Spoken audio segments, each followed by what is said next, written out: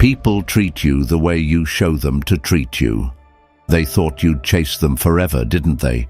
They grew comfortable, certain that no matter how distant they acted, you'd always be there, waiting, hoping, seeking their attention. But what happens when you don't? What happens when you stop seeking validation, stop trying to prove yourself, and instead reclaim your peace of mind? It's a shift that changes everything, not just for you, but for them too. When you detach with grace, it's not just liberating, it's powerful. It shakes the very foundation of their ego. Suddenly, they're confronted with a reality they weren't prepared for. You don't need them. And that realization, it hits harder than words ever could. And here's where we get to the good part. If you're ready to take back control and make that shift, then you're in the right place. Stick with me, because I'll show you not only why their ego can't handle it when you stop caring, but how to step into your power and thrive. Before we dive deeper, let me ask you to do something bold. Hit that like button, subscribe, and make sure you're part of this journey to self-mastery. Think of it as planting seeds for a garden of transformation. Each action you take today is a step toward reclaiming your worth. Because let's face it, you've spent enough time watering someone else's ego. Now, it's time to pour into your own growth. Now, let me ask you, have you ever felt like no matter how much you gave, it was never enough? Like your efforts were met with indifference, as though your presence had become an afterthought? Maybe you've stayed up late, replaying conversations, analyzing their every move, wondering, what did I do wrong? But here's the truth. It's not about you. It's about the mask they wear. Think about it. In public, they put on a performance, a carefully curated act of being unbothered, indifferent, even aloof. It's a defense mechanism, a way to protect their ego. But that mask, it hides their insecurities, their fears, and most importantly, their reliance on your attention to validate their sense of worth. When you stop playing into it, when you take a step back, the cracks in that mask begin to show. And trust me, they feel it. Picture this. You're at a crowded party. Everyone's talking, laughing, mingling, and there they are, standing in the corner, scrolling through their phone, acting too cool to care. It's a facade, a game of control. But when you stop watching, when you stop caring, they're no longer the center of attention. Their carefully constructed world begins to falter. And you're free. Now, here's where it gets interesting. When you stop caring, their mind starts racing. Questions flood in. Why are they not chasing me anymore? What's changed? Have they moved on? Were they really that important to me? That's the beauty of detachment. It forces them to sit with their own reflection, to confront the reality they've been avoiding. But let's not sugarcoat it. This isn't easy. There's fear, isn't there? The fear of letting go, the fear of losing them, the fear of never being seen or valued the way you hoped. And yet, in that fear lies your greatest opportunity to reclaim your worth, to remind yourself that you are not defined by someone else's opinion, that you are enough. And let's be honest, it's not about being cold or heartless. It's about boundaries. It's about choosing yourself for once, about stepping out of the shadows of someone else's ego and into the light of your own confidence.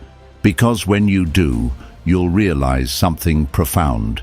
You were never chasing them. You were chasing the version of yourself you thought you needed to be to keep them. So let's make a choice today, not for them, but for you. Let go of the need to seek approval. Let go of the idea that your worth is tied to their attention. Stand tall, stand firm, and own your power. Drop this in the comments below. I am enough. Say it loud.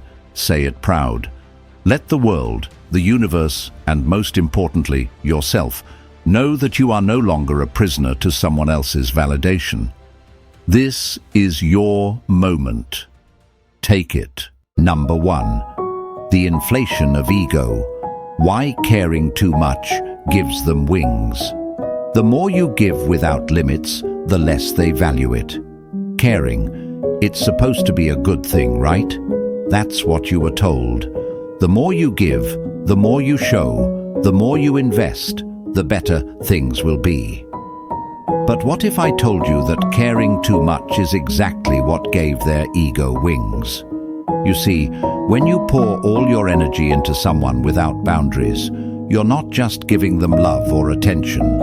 You're feeding their sense of superiority, their belief that they are the center of your world. And once they realize that, they take flight, soaring high on a self-made pedestal, convinced they'll never fall. But here's the kicker. The higher they go, the more they expect from you. They begin to believe that your world revolves around theirs, and the more they expect, the more they take. Until one day, you look at yourself and wonder, how did I get here? When did my happiness start depending on someone who barely notices the effort I put in? Let's get real for a second. Have you ever been in a situation where no matter how much you did, how much love you gave, how much you tried to fix things, how much you tried to prove your worth, it was never enough? And the more you gave, the less they seemed to appreciate it. It's like filling a cup with a hole in the bottom. No matter how much you pour, it all spills out, leaving you drained, frustrated, and wondering why they don't see your value. Here's why. They don't see it because they've stopped looking. The moment you put them on a pedestal, they stopped seeing you as an equal. And let's be honest, it's not entirely their fault. You played a part, didn't you? By overgiving, by chasing, by making them the sun around which your universe revolved, you unknowingly taught them to expect it. You can't teach someone to respect you by showing them you'll sacrifice yourself to please them. It's not easy to hear, is it? But the truth rarely is. You see, their ego thrives on the attention, the validation, the endless supply of your energy. The more you care, the more they believe they deserve it, as if your love is their right instead of a gift. They start thinking, why should I try when everything I need is already handed to me? And the worst part? You start believing it too, that you have to keep giving, keep proving, keep caring more just to be enough. But let me tell you something, enough is enough. Caring too much is like watering a plant with no roots. It doesn't matter how much water you pour, it's never going to grow because it can't. And all the while you're exhausting your own resources, your own energy, your own ability to thrive.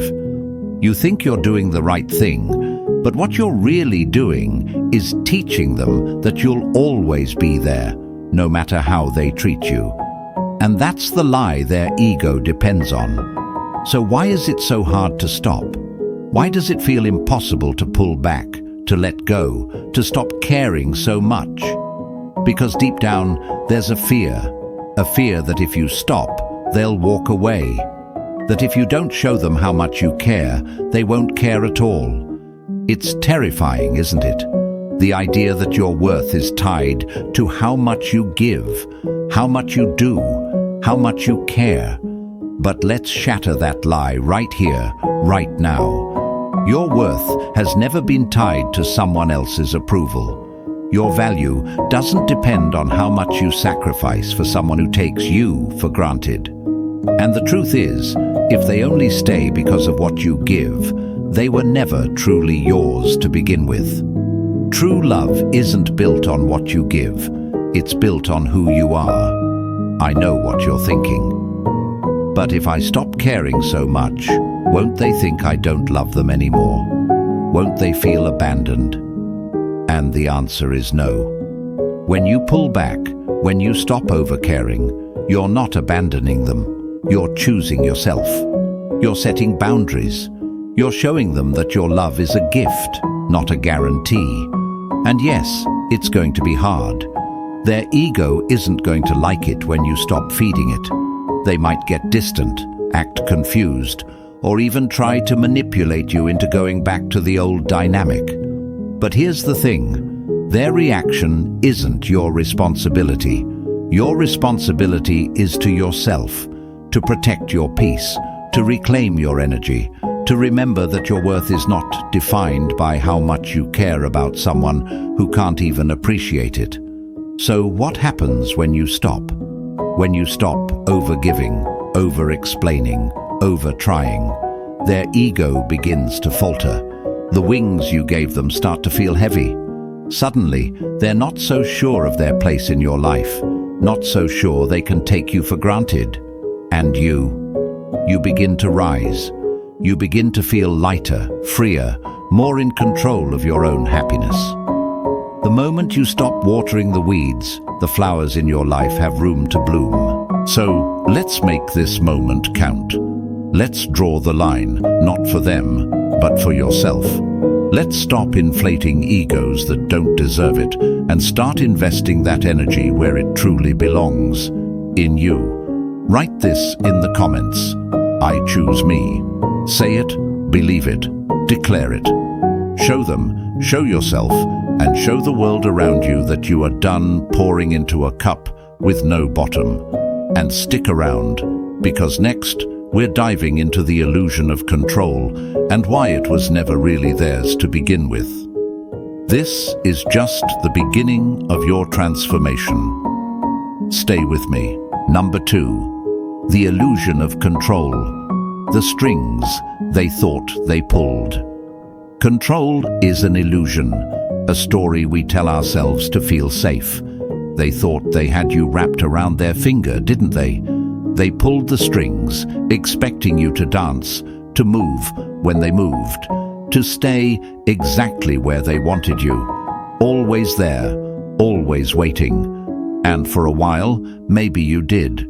Maybe you believed they were in control, that their attention, their approval, their presence dictated your happiness. But here's the truth. They never had the control they thought they did. It was an illusion, a trick of the ego, a shadow play. The real power was always with you. You just forgot it for a while. Let's break this down. Why do they act like they are in control? Because the ego craves certainty. It thrives on the belief that it holds the reins, that it can dictate the course of someone else's emotions. And when you gave in, when you showed up every time they snapped their fingers, it confirmed that belief for them. They thought, I've got this, they'll always be there. But that belief, it's built on sand, and the moment you stop feeding it, the whole structure begins to crumble. Have you ever noticed how some people play the role of the puppeteer? They pull the strings with subtle gestures, delayed responses, half-hearted compliments, cryptic messages designed to keep you guessing. It's not just about control, it's about creating dependency. They want you to feel like you need their validation, their approval, their presence to feel whole. But here's the thing about puppets. The strings only work if you choose not to cut them. The only person who can truly control you is the one you let inside your mind. Think about it. When was the last time you did something just to please them? Maybe you sent that extra text because they were acting distant. Maybe you rearranged your schedule just to fit into theirs. Maybe you sat up at night wondering, what can I do to make them see my worth? That wasn't their control. That was your fear. Fear of losing them. Fear of being alone. Fear that without them, you wouldn't be enough. But the moment you recognize that fear, you also recognize the truth. The strings they thought they pulled were your own doubts and insecurities. Picture this. You're standing on a stage, and they're in the audience, holding strings they think are attached to you. They move their hand, expecting you to respond, but this time, you don't. You stay still, unbothered. detached. Suddenly, the strings go slack. They look confused, even panicked, because the illusion is broken. They're not the puppeteer anymore. You've reclaimed your autonomy. Let's be honest. It's not easy to stop responding to their strings. It feels strange, even scary, to step back and let go of the need to react. What if they lose interest? What if they move on? These questions linger, don't they? But let me ask you something. Is it really worth holding on to someone who only stays because they think they're in control? The truth is, when you let go of those strings, you're not losing them, you're freeing yourself. Control isn't power. True power lies in your ability to walk away from what no longer serves you. And here's the irony. The moment you stop playing along, they start losing their grip, not just on you, but on themselves. They've built their confidence, their ego, their sense of importance on the belief that they hold the power in your dynamic. But when you detach, when you stop responding, stop chasing, stop reacting, they're forced to face the uncomfortable truth. They were never in control. It was always a performance, a game they played to mask their own insecurities. Now, let's not sugarcoat it. Taking back control doesn't mean they'll suddenly admit they were wrong. It doesn't mean they'll applaud your growth and thank you for showing them the error of their ways. More often than not, they'll try to regain that illusion of control. Maybe they'll test the waters with a casual, "Hey, how have you been?" Or perhaps they'll try to guilt you, saying things like, "You've changed," as if your growth is something to be ashamed of. But remember this, their reaction is not your responsibility. Their ego is not your burden to carry. This is your moment to cut the strings, to stand tall, to realize that their control was always a reflection of your own fears, not their power. And when you do, something incredible happens. You stop being the puppet, and you start becoming the master of your own life. So, what's next? It's time to let their illusion shatter. To watch as the power dynamic shifts, not through confrontation, but through your quiet, confident detachment. And as you take that step forward, away from their strings, you'll discover something profound. You were never bound to them. The freedom you've been craving was within you all along. Write this in the comments. I am in control. Say it, own it, declare it. Show them, show yourself, show the world that you are no longer playing a part in their illusion. And stick around, because next, we're diving into why your independence shakes them to their core. This is just the beginning of your journey to reclaim your power. Let's keep going. Number 3. Breaking chains. Why your independence make you irresistible. Independence is not the absence of love. It's the presence of self-respect. Let's get one thing straight. Independence doesn't mean you stop caring. It doesn't mean you shut people out or build walls so high no one can climb them. Independence is about knowing your worth, standing firm in your values, and refusing to let your happiness depend on someone else's approval. And here's the secret they don't want you to know. Your independence doesn't just free you, it makes you irresistible. Why? Because independence is rare. Most people are trapped in cycles of neediness, constantly seeking validation from others to feel complete. When you break free from that, it's like stepping out of the fog and into the sunlight. Suddenly, you're not chasing anyone's approval. You're radiating confidence, and that energy. It's magnetic. Confidence isn't loud, it's silent. It's the quiet knowing that you're enough, just as you are. Think about it. When you're independent, you're not asking, do they like me? Instead, you're asking, do I like them? Do they align with my values? Do they deserve my time? It flips the entire dynamic. Independence shifts the focus from proving yourself to choosing yourself, and that shift is powerful. Let me ask you this. Have you ever noticed how people seem more interested when you stop being so available? It's not a coincidence. When you're constantly there, constantly giving, constantly making them the center of your world, they begin to take it for granted. But when you pull back, not out of malice but out of self-respect, they start to feel the difference. They begin to realize that your attention is not a guarantee, it's a privilege. Picture this. You're a lighthouse standing tall and steady, guiding ships safely to shore. But you're not chasing after the ships.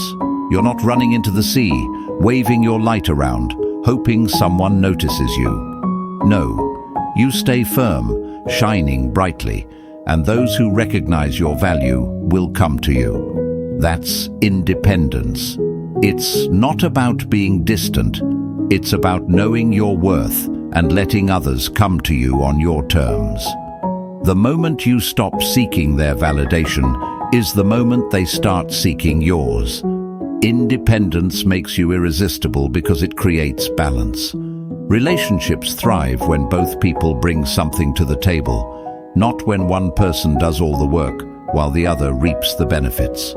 When you're independent, you're not trying to complete someone else or looking for someone to complete you. You're already whole, and that wholeness is what draws people in. But let's be real, embracing independence isn't always easy. It requires you to confront some uncomfortable truths. You have to let go of the belief that your value depends on how much you're needed. You have to face the fear of being alone, of standing on your own 2 feet without leaning on someone else.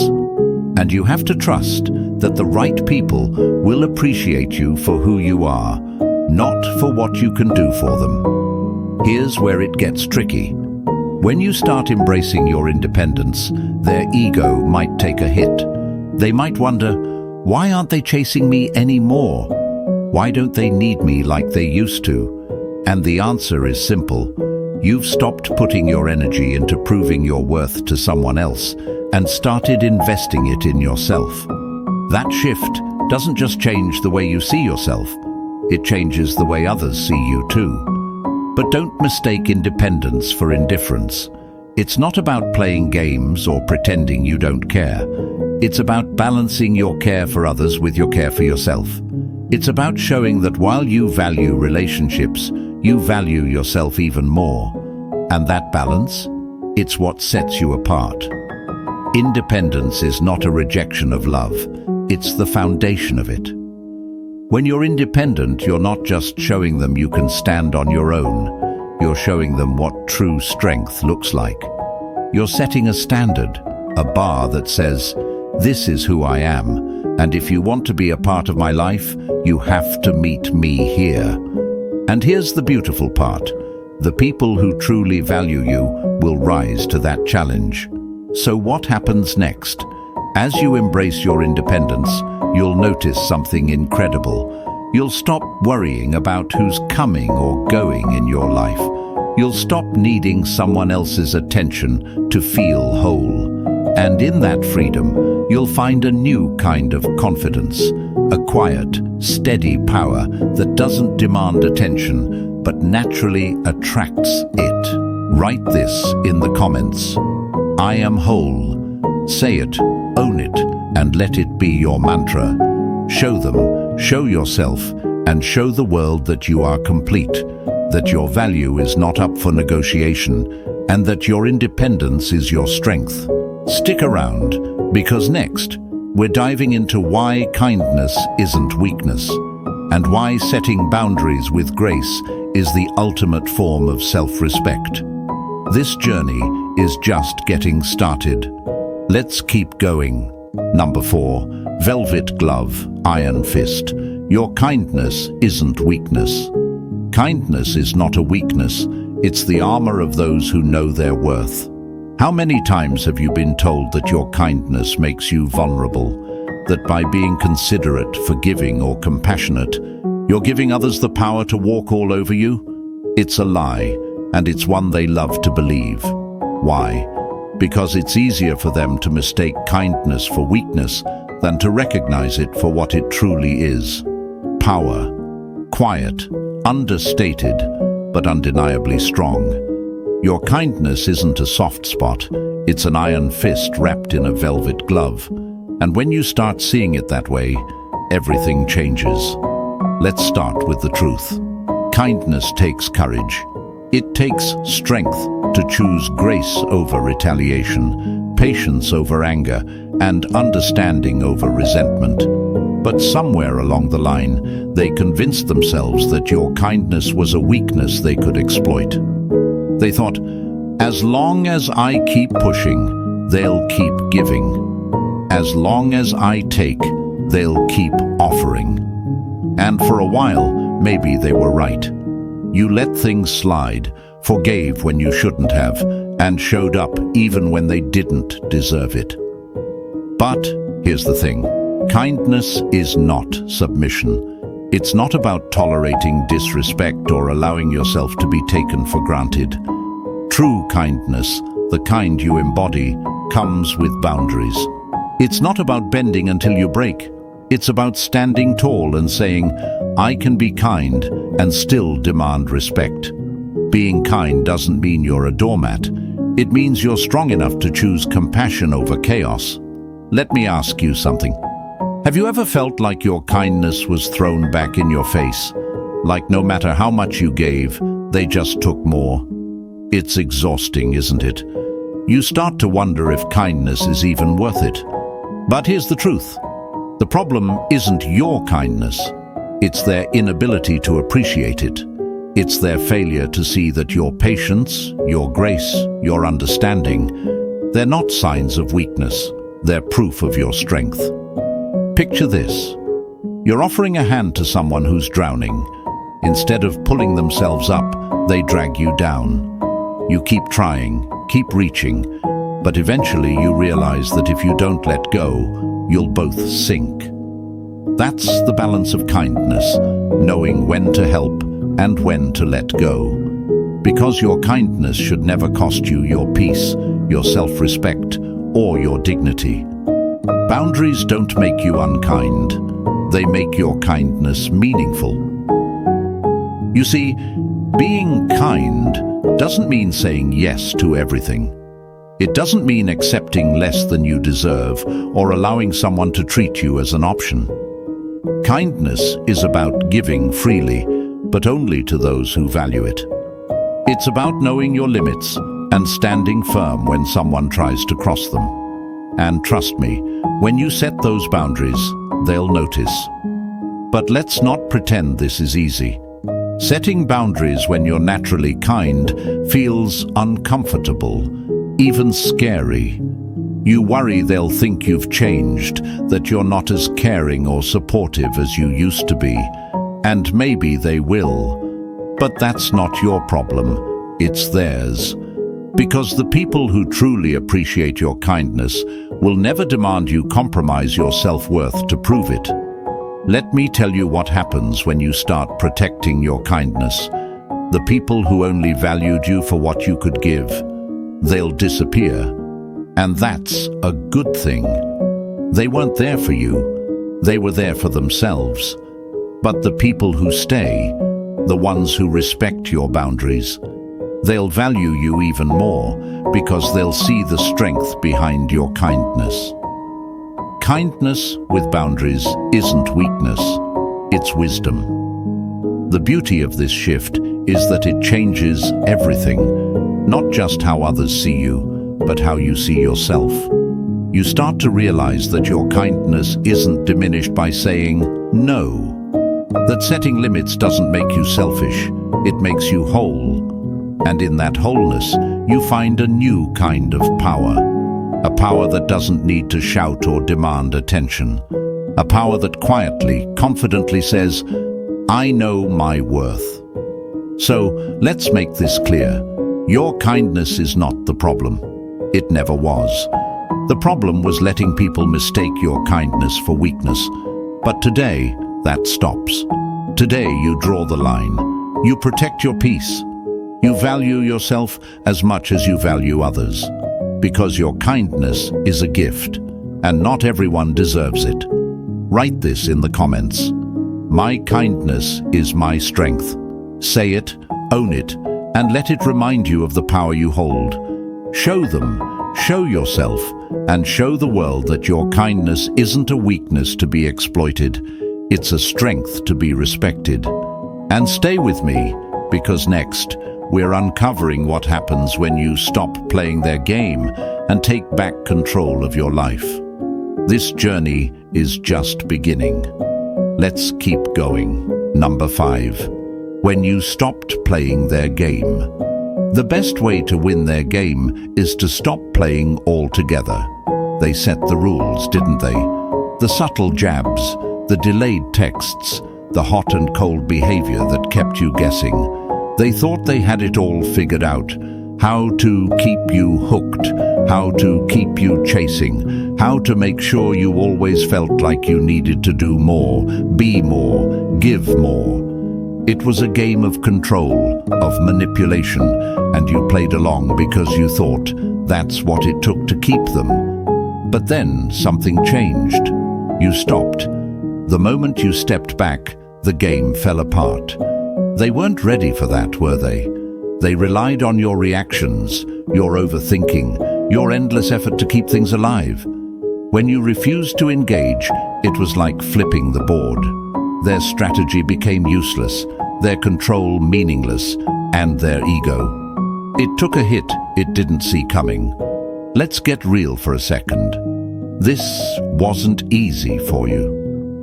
Walking away from their game meant walking away from the hope that one day they'd change the rules in your favor.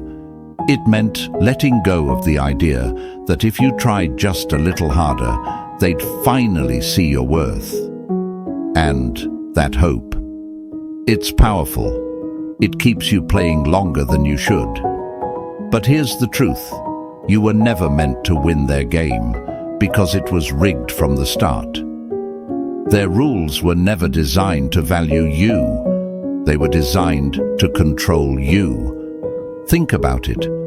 How many times did they leave you confused, doubting yourself, wondering if you were good enough? That's how the game works. By keeping you uncertain, they kept you invested.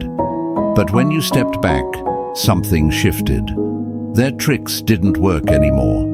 The bait they dangled wasn't tempting because you realized you didn't need their approval to feel whole. Picture this.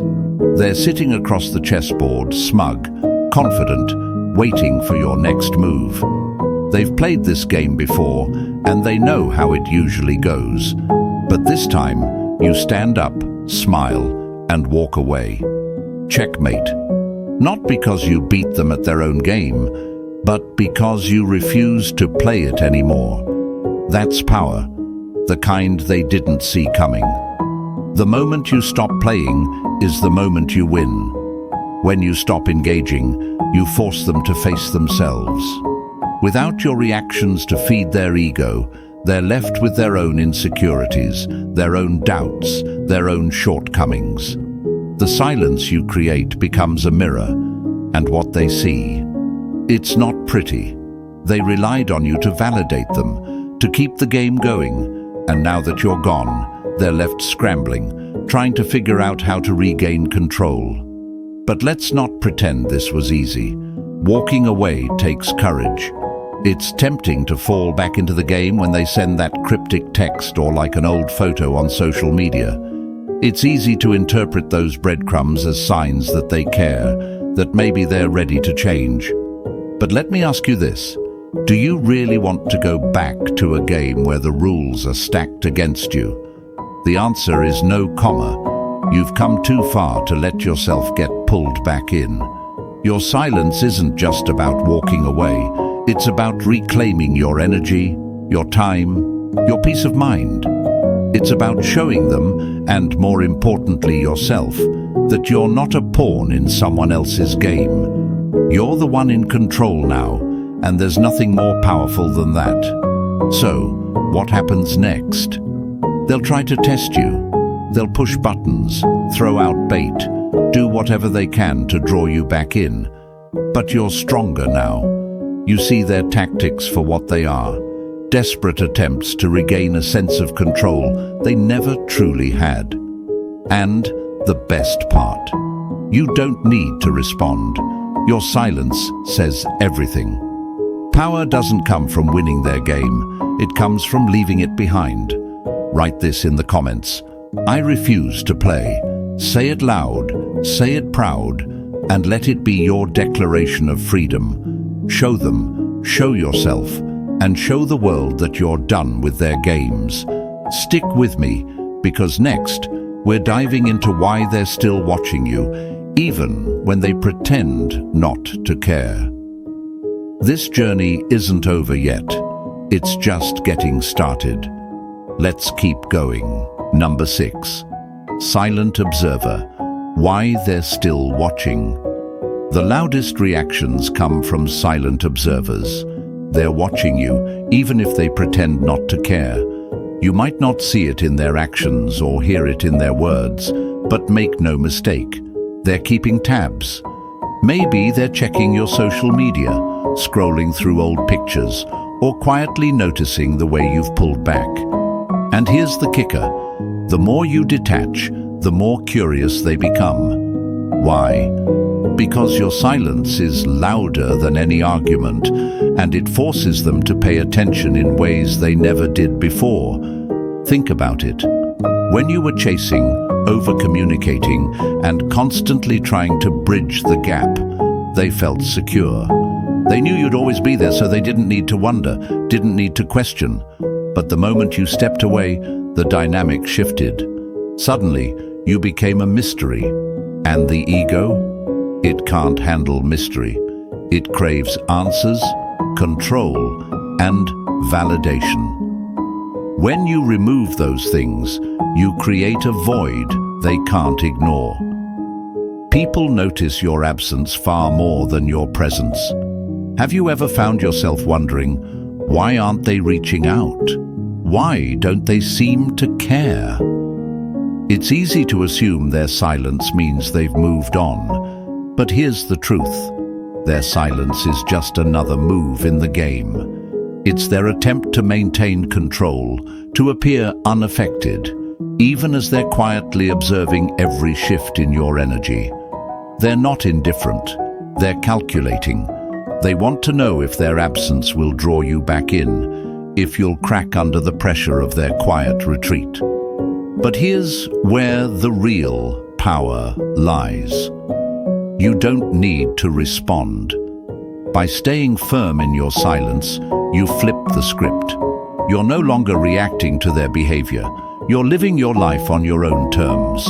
And trust me, they notice. They might not admit it, but every post you make, every win you celebrate, every moment you spend thriving without them, it gets under their skin. Why? Because it reminds them of what they've lost, of what they took for granted, of the fact that you're not waiting around for their validation. Your growth speaks volumes, even in silence. Imagine this. You're walking away from a burning bridge, not looking back. They're standing on the other side, watching, waiting, hoping you'll turn around. But you don't. And that silence? It's deafening.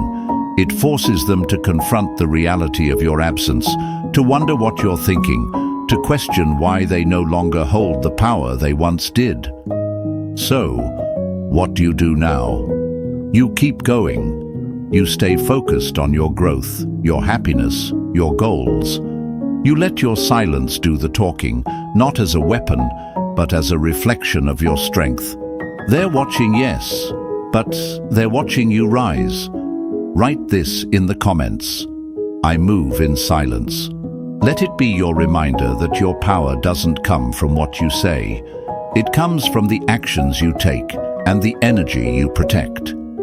Stick with me, because next, we're diving into how their ego cracks when it finally faces the truth in the mirror.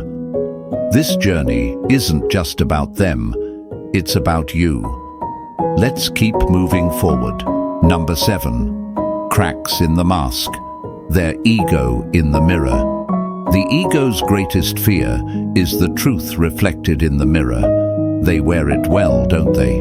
That mask of indifference, confidence, even superiority. It's carefully crafted, designed to make you believe they're untouchable, that they don't need you, that your absence means nothing. But here's the truth. That mask, it's a facade. And the moment you step back, the cracks begin to show. Their ego thrives on the belief that they hold all the power. As long as you were there, seeking validation, chasing their attention, they didn't have to face the mirror. They could live comfortably in the illusion that your effort meant they were in control. But when you walked away, when you stopped playing the game, something shifted. Suddenly, the mask didn't fit as well as it used to. The cracks started forming, and behind it, they're not as unbothered as they'd like you to believe. Nothing reveals the truth like silence. Think about it. When you were constantly there, you were a distraction, a way for them to avoid looking inward. Your presence kept them from questioning their own actions, their own flaws, their own insecurities. But when you took a step back, all they were left with was their reflection, and that's when it hit them. The control they thought they had was an illusion, and the confidence they displayed was only skin deep. Picture this. They're standing in front of the mirror, and for the first time, they see the cracks. The version of themselves they projected to the world doesn't align with the reality staring back. They start asking questions even if they'd never admit it to anyone. Why did they leave? Why aren't they coming back? Was it something I did? Am I the problem? And let me tell you, those questions cut deeper than anything you could have said to them. When you stop feeding their ego, they're left starving for answers. But here's where it gets interesting. Instead of addressing those cracks, they'll often double down on the mask. They'll try harder to appear unaffected, to act as though your absence doesn't bother them. They might post more, flaunt a new connection, or pretend they've moved on. But deep down, it's not about you. It's about them desperately trying to glue the pieces of their ego back together. And what do? You stay quiet.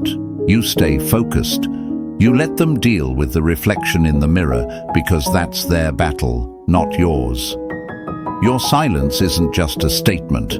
It's a spotlight, forcing them to see what they've been avoiding. And in that reflection, they'll see the one thing they can't deny. They lost something real when they lost you. The cracks in their mask are the truths they can no longer hide. Write this in the comments. I am their reflection. Let it be your reminder that your growth, your strength, and your choice to walk away have revealed what they tried so hard to hide. Stick around, because next we're stepping out of their shadow and discovering how to live fully in your own light. This journey isn't about them anymore. It's about you.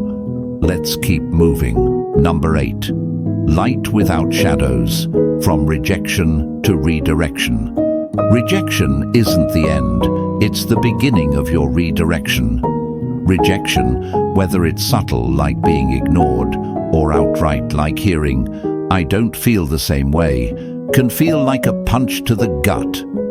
It's natural to question yourself, to wonder if you weren't enough or if you could have done something differently. But let me tell you something. Rejection isn't about you. It's about the path you were never meant to walk. Think of it this way. Rejection is like standing at a crossroads. The path you thought was right is suddenly blocked, forcing you to take a different route. At first, it's frustrating. You wanted to go that way, and now you feel lost. But here's the truth. What feels like a dead end is often the universe nudging you towards something better. That no you heard. It wasn't a failure.